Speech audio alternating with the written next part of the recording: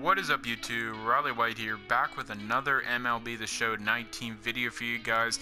And as you guys can see what screen I am on the Team Affinity programs, which is pretty much like Team Epics from last year.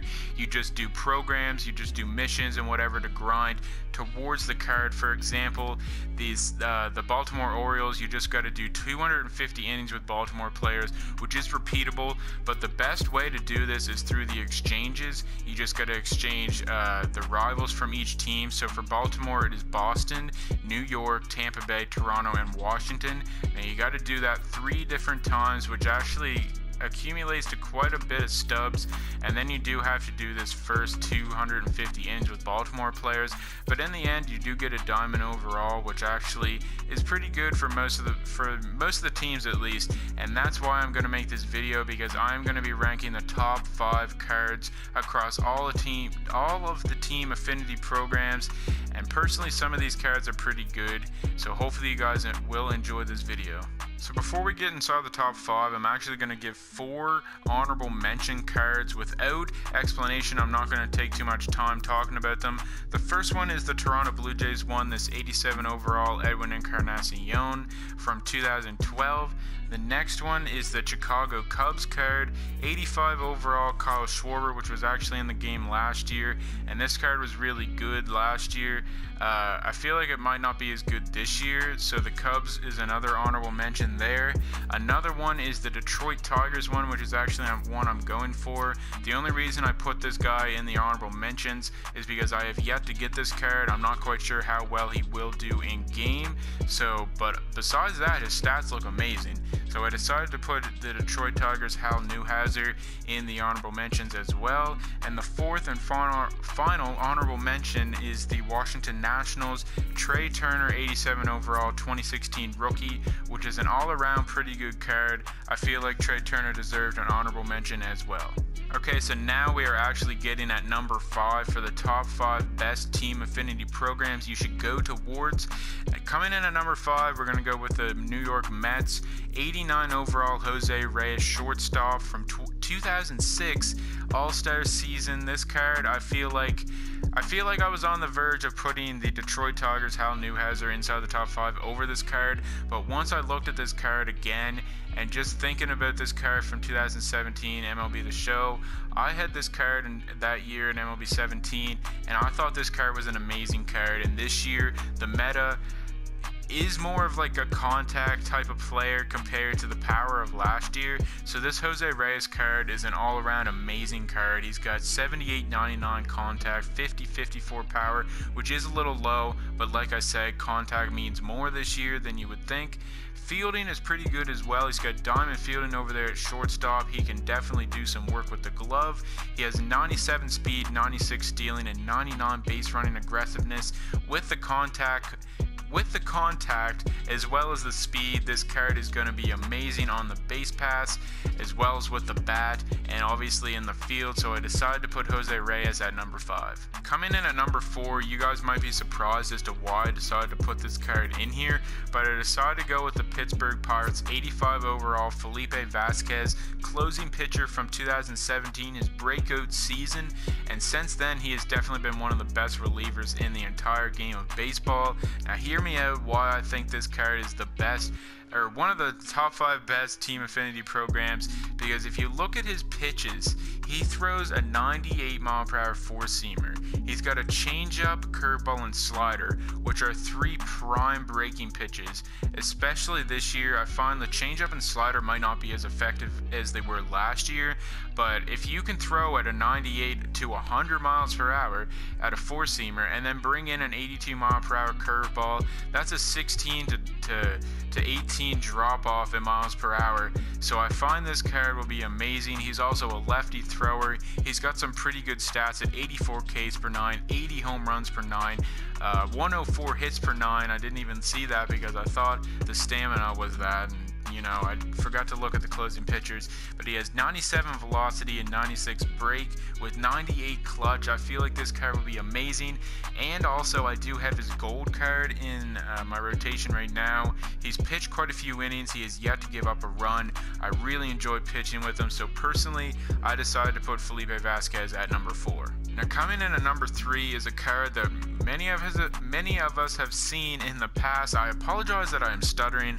I don't know why. It is very, very late. It's actually 5 o'clock in the morning when I'm filming this, so I apologize if I am stuttering some. But yeah, coming in at number 3, I decided to go with this 86 overall Brian Dozier from 2016, which all around is a very decent card. He's got amazing batting stats. Last year, this card, Brian Dozier, 2 years ago actually, he was in the ticket counter, and a lot of people picked this card up because they thought it was really, really good. Last year, his gold live series card was actually really, really good until he decided to play like shit and just go down. I mean, he is getting older. He's like 31, 32 now. So, I mean, he's on the Nationals now. He might be able to revamp his career. But from this season, I forget if it was this year or 2017 that he won the Gold Glove at second base in the American League, so I'm not quite sure why his fielding is as low as it is, especially at a bronze. I mean, bronze fielders in this game, like I said before, fielding is so important. And I mean, 78 fielding at second base is alright, but a 52 arm strength, I know he only has to throw it to first base, but I mean, I'm not quite sure how well he will do in the field.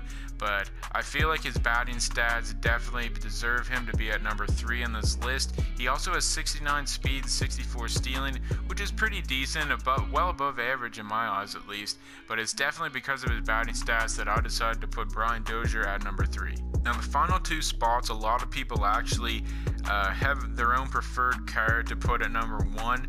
This is quite a toss-up, but I decided to go at number 2 with this 88 overall Dante Bichette, the Colorado Rockies Team Affinity from 1995, his postseason card. I'm not quite sure what the card. The card art looks really, really weird, I find, but this card is amazing. The hitting stats in this card have got to be some of the best from the entire game right now, at least. 95, 92 contact, 79, 99 power with 80 vision. Dante Bichette, this card has got to be some of the best hitting stats in the entire game right now. Man, like, the only reason I decided to put him at number 2 is because of his fielding. I know he will be in left field, but that was last year. Left field, the whole anyone can play left field. That was last year. This year, fielding really, really matters, and 58 fielding, especially in the outfield, I feel like Dante Bichette will definitely be a little iffy out there with 58 fielding, 70 arm strength, which isn't too bad. I mean, I don't know, you probably won't be gunning too many people out at the plate. He does have 60 speed, which is actually pretty decent, a little above average maybe. Dante Bichette, the only reason he comes up here is definitely because of his elite batting. This card has got to be some of the best batting in the entire game, like I said before, but I decided to go with Dante Bichette at number 2. So now coming in at number 1, most of you guys can probably predict if I did not put Dante Bichette at number 1, I was going to put the Seattle Mariners 87 overall Jay Buhner from 1996. The only reason he comes over Dante Bichette is because he is a well-rounded player. If Dante Bichette had like the same fielding that Jay Buhner has, I'd probably put Dante Bichette over Buhner. But the reason I put Buhner up here is because of his fielding, and his bat is amazing as well. Jay Buhner's bat is pretty much like a Brian Dozier on steroids. He has 65 contact, 86 contact, 92 and 104 power. His vision is kind of low, so his PCI might not be very, very big. But I mean, if you're kind of a low player, this card would be an amazing card to get. Not many people are very high in the ranking on ranked seasons right now anyways, so this card would be really, really good to have in your outfield. His fielding is amazing, superior, 82 fielding with 97 arm strength. This card will definitely be able to gun out people anywhere. I have Kevin Kiermaier in right field right now, and the reason I don't want to take him out of my lineup is because of how well his fielding is. I actually hit pretty decent with him for as low batting stats as he has, but the only reason I kept him on my teams right now is because of his fielding. And like I've said before, fielding definitely really, really matters this year. So Jay Buhner's fielding is definitely one of the best cards in the game when you look at fielding and you look at the power and the contact as well. This card has got to be one of the best well-rounded cards in the entire game right now.